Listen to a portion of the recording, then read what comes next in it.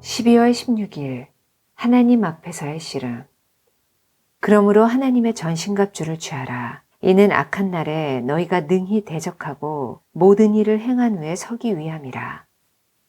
모든 기도와 간구를 하되 항상 성령 안에서 기도하고.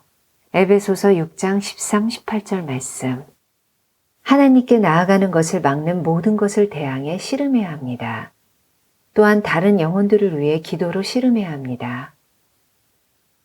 절대로 기도로 하나님과 씨름한다고 말씀하지 마십시오. 이러한 표현은 비성경적인 것입니다. 만일 하나님과 씨름하면 당신의 여생은 불구자로 살게 될 것입니다. 당신이 원하지 않는 방법으로 하나님께서 당신의 삶을 간섭하실 때 그것이 싫어서 야곱처럼 하나님을 붙들고 씨름한다면 결국 하나님께서 당신의 환도뼈를 부러뜨리실 것입니다. 하나님을 막다가 불구자가 되지 마십시오. 대신 하나님 앞에서 우리를 넘어뜨리는 것과 씨름함으로써 주님을 통해 승리자가 되십시오.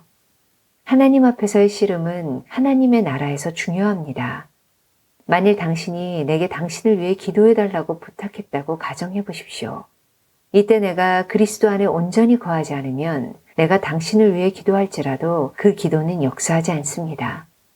그러나 내가 그리스도 안에서 온전하면 내 기도는 언제나 역사하는 힘이 많을 것입니다. 기도가 역사하기 위해서는 언제나 기도하는 자가 그리스도 안에서 온전해야 한다는 사실을 잊지 마십시오. 그러므로 하나님의 전신갑주를 취하라. 에베소서 6장 13절 말씀. 언제나 하나님의 자명하신 뜻과 하나님께서 허용하시는 상황을 구별하십시오. 즉 하나님의 자명하신 뜻은 결코 바뀔 수 없는 것인 반면 하나님의 허용하시는 상황은 하나님의 섭리 가운데서 우리에게 허락되는 것입니다. 이 허용된 상황 속에서 우리는 하나님 앞에서 씨름해야 합니다. 허용된 상황에서 주의 자명하신 뜻을 따르는 것이 우리의 반응이어야 합니다. 모든 것이 합력하여 선을 이루는 것, 로마서 8장 28절은 바로 하나님의 뜻을 간절히 구하는 자와 그리스도 안에서 하나님의 부르심에 충성하는 자를 향한 약속입니다.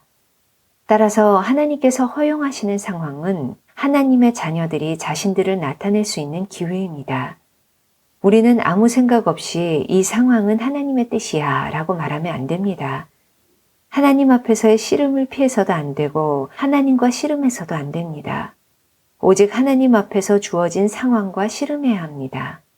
하나님의 능력을 체험할 수 있는 영광스러운 싸움을 위해 하나님 앞에서 기도의 씨름을 결코 게을리하지 마십시오.